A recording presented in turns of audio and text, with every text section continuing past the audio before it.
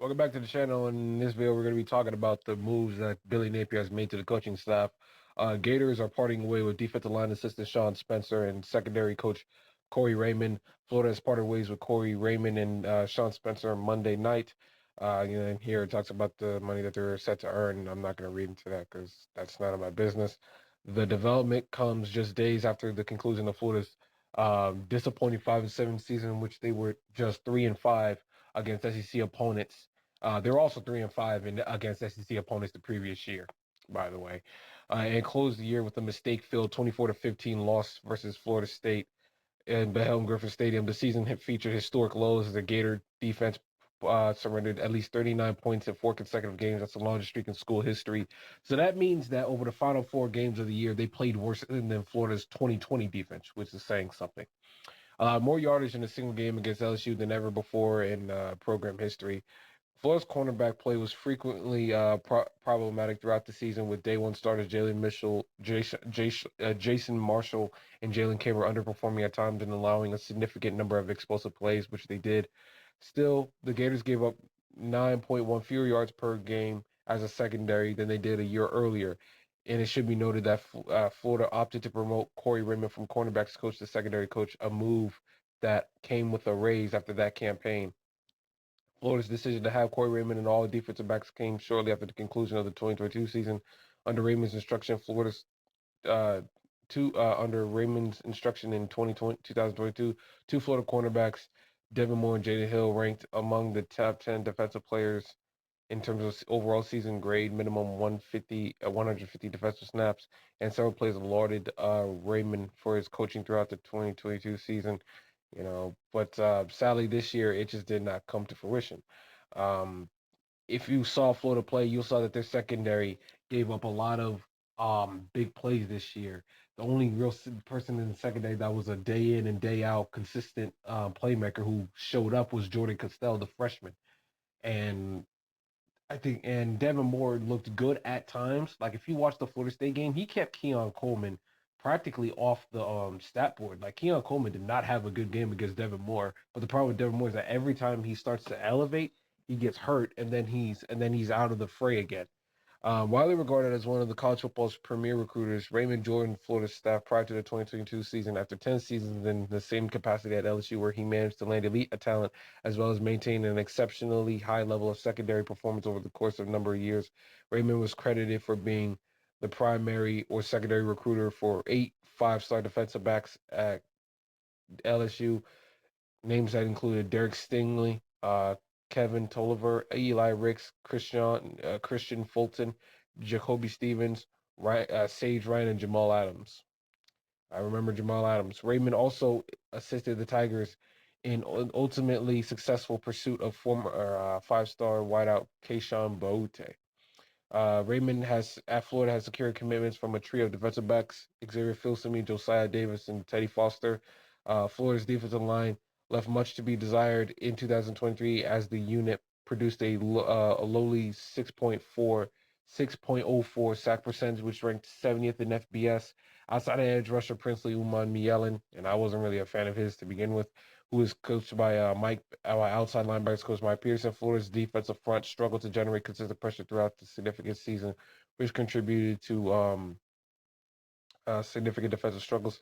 Sean Spencer was not the primary recruiter for any Florida commitments. So if Sean Spencer is not, at first I thought Sean Spencer was a big part of the defensive line recruiting that Florida's had the last couple of years. But if that's the case where he's not the primary recruiter and he's not developing at the level that he needs to, well, then quite frankly, I think it takes the sting out of losing him as the defensive line coach. Corey Raymond, while I wasn't impressed with the development of the secondary, you can still say he did bring in recruits. Florida had a good defensive back class last year, and they had another good defensive back class this year with more lining up. And I think they're still going for guys like Zay Mincy and Jameer Grimsley and Jordan Pride, who's committed to Texas A&M. So it's gonna be so Billy Napier is gonna have to like really knock it out of the park with his next hire at defensive back coach, because you gave up a guy that was famous for his recruiting, and you're gonna have to make up for that somehow. In terms of defensive line coach, here Florida already has some targets that they are looking at. Now, per on three for defensive line, the Florida Gators are looking at priority names. They have Charlie Partridge from Pittsburgh, Mark Ivy from Louisville, and Elijah Robinson from Texas A&M. Those are the guys that they are reportedly they are their top three candidates to take Sean Spencer's role as a defensive line coach. Well, the Elijah Robinson sweepstakes have been canceled for Florida because it is expected that Mike Elko, the Duke football head coach who was hired by Texas A&M, who coached at Texas A&M as the defensive coordinator for but before taking the Duke job, is expected to retain him as retain Elijah Robinson as his defensive line coach, which is kind of expected, being that they work together, so they already have that chemistry down. So that would leave Florida with Charlie Partridge, the defensive line coach for Louisville. I mean, excuse me, for Pittsburgh, and then Mark Ivy for Louisville.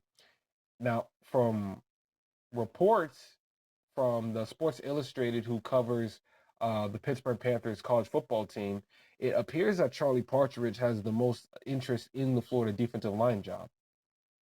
Uh, Christopher Carter, uh, who's a college football reporter, tweeted that there is mutual interest from Florida and Charlie Partridge for the defensive line coaching job.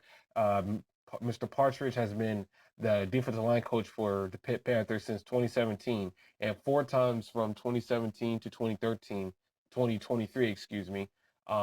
Pitt has ranked in the top three in terms of quarterback sacks in the country.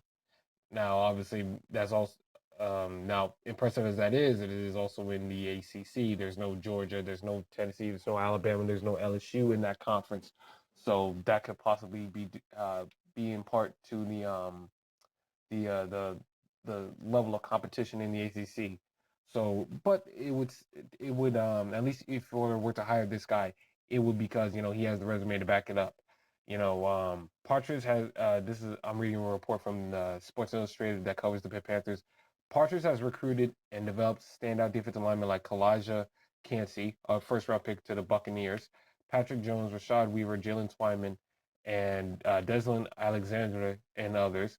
And during his time at Pitt, three defensive linemen at Pitt have been named All-Americans under his tutelage, and Cansey earned 2022 EC Defensive Player of the Year. If you're wondering why the words don't look like on the screen, that doesn't look like what I'm reading, it's because I'm reading an article on my laptop and I'm recording this video on my phone, so that's why they look different.